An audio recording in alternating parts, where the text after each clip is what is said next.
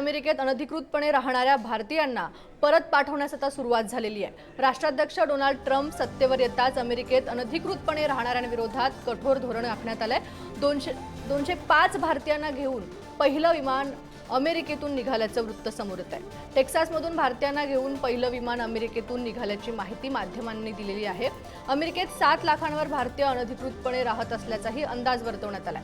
अमेरिकेत अनधिकृतपणे राहणाऱ्या 18,000 भारतीयांची यादी निश्चित केल्याची माहिती समोर येते।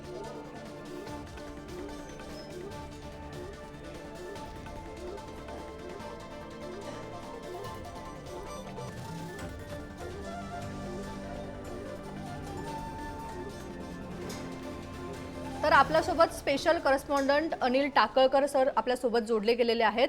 अमेरिकेत अनधिकृतपणे राहणाऱ्या भारतीयांना परत पाठवलं जातंय, तर दुसरीकडे पुढच्या आठवड्यात मोदींचा अमेरिका दौरा आहे। या सर्व घडामोडींकडे तुम्ही कसं पाहता? मला असं वाटतं की आपल्या परराष्ट्र खात्याने मागच्याच महिन्यामध्ये जाहीर केलेलं होतं की अमेरिकेमध्ये जे इल्लीगल भारतीय राहतात त्यांना परत घेण्याची जबाबदारी आम्ही पार पाडू। केवळ अमेरिकेतच नव्हे तर कोणत्याही देशामध्ये जर इल्लीगल नाही भारतीय राहत असतील तर त्यांना देखील आम्ही परत घेऊ अशी पण ग्वाही आपल्या परराष्ट्र खात्याने दिलेली होती। आणि त्यानुसार मला असं वाटतं की आता जी पहिली तुकडी 207 जणांची इलिगल इमिग्रंटची जी तुकडी येते आपल्याकडे आहे तर ती मला असं वाटतं त्याच धोरणाचा एक भाग आहे। आणि अमेरिका फर्स्ट हे आता ट्रम्प यांचं धोरण आहे, त्यामुळे ते या निवडणुकीत विजय झाले होते ते म्हणजे इलिगल इमिग्रंटना मी या देशात हटवणार याच घोषणेवर ते निवडून आलेले होते। त्यामुळे त्यांना त्यांचा अजेंडा आता राबवायचा आहे आणि त्याच्यामध्ये ते कोणताही भेदभाव करत नाही। तर त्यामुळे त्यांनी हा एक निर्णय घेतलेला आहे, त्याच्यामध्ये भारताचा त्यांनी अपवाद केलेला नाहीये।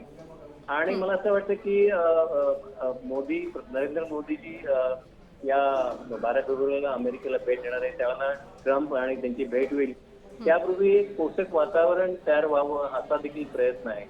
यापूर्वी आपण अनेक गोष्टी केलेल्या होत्या, म्हणजे उदाहरणार्थ आपण मोटारीवरचं किंवा हार्ले डेव्हिडसन सारख्या टेस्लाच्या कार्स किंवा हार्ले डेव्हिडसन सारखी मोटरसायकल आहे त्याच्यावरचं आयात शुल्क, स्मार्टफोनवरचं आयात शुल्क आपण कमी केलं होतं। अणुऊर्जा करार आपण पुनरुज्जीवित करण्याचं आश्वासन दिलं होतं। अमेरिकेतनं आपण तेल आणि नैसर्गिक वायूची मोठ्या प्रमाणात खरेदी करू असं सांगितलं होतं।